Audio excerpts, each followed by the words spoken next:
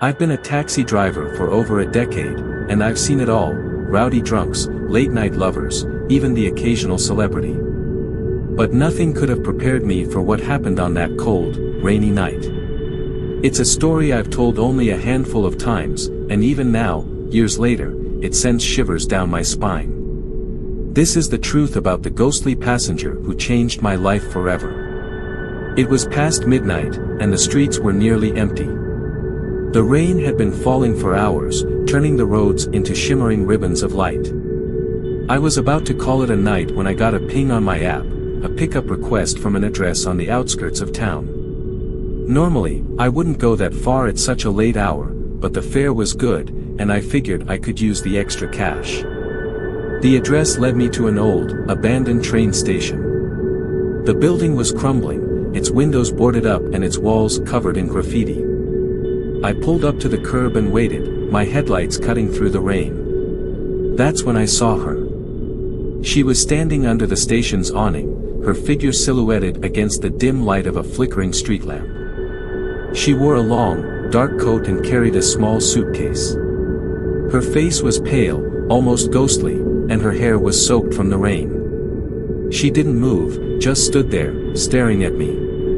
I rolled down the window. "Are you the one who called for a ride?" She nodded silently and opened the back door. As she slid into the seat, I caught a glimpse of her reflection in the rearview mirror. Her eyes were hollow, her expression blank. Something about her made my skin crawl, but I brushed it off. It had been a long night, and I was tired. "Where to?" I asked, trying to sound cheerful. "Maplewood Cemetery," she replied, her voice barely above a whisper. I froze. The cemetery was on the other side of town, and it was closed at night. "Are you sure?" I asked, hoping I'd misheard her. She nodded again, her eyes fixed on the road ahead. I hesitated, but the fare was too good to pass up. I put the car in drive and pulled away from the curb. The ride was eerily quiet. The only sound was the rhythmic swish of the windshield wipers and the patter of rain on the roof. I tried to make small talk, but she didn't respond. Every time I glanced in the rearview mirror, she was staring straight ahead, her expression unchanged. About halfway to the cemetery, I noticed something strange. The rain was falling harder now, but her coat was completely dry. Her hair, which had been soaked just moments ago, was now perfectly neat. My heart began to race, but I told myself I was imagining things. It had to be a trick of the light. When we reached the cemetery, I pulled up to the gates and put the car in park. "Here we are," I said, trying to keep my voice steady. She didn't move. For a long moment, she just sat there, staring at the gates. Then, she turned to me, her eyes locking onto mine. "Thank you," she said softly. "But I need you to take me inside." My blood ran cold. "I can't do that," I said, my voice trembling. "The gates are locked. It's closed for the night." She leaned forward, her face inches from mine. "Please," she whispered. "I need to go home." I don't know what came over me, but I found myself nodding. I got out of the car and approached the gates, half expecting them to be locked. To my surprise, they swung open with a loud creak.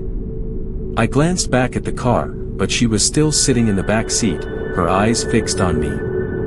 I drove through the gates and followed the winding road deeper into the cemetery. The rain had stopped, and the air was thick with fog. The headlights cut through the mist, illuminating rows of ancient tombstones and crumbling mausoleums.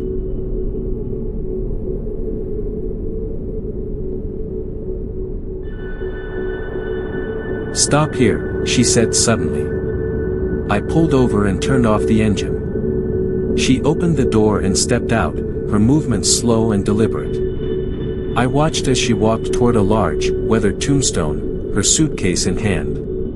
My heart was pounding, but I couldn't look away.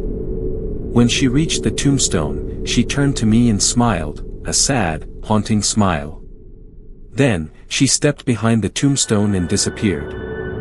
I don't remember driving home that night. All I remember is sitting in my kitchen, staring at the clock as the minutes ticked by. When the sun finally rose, I went back to the cemetery.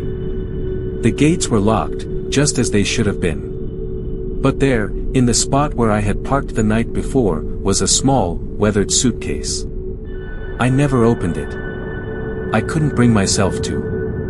I left it there, at the foot of the tombstone, and drove away as fast as I could. I still drive a taxi, but I'm more careful about the fares I accept.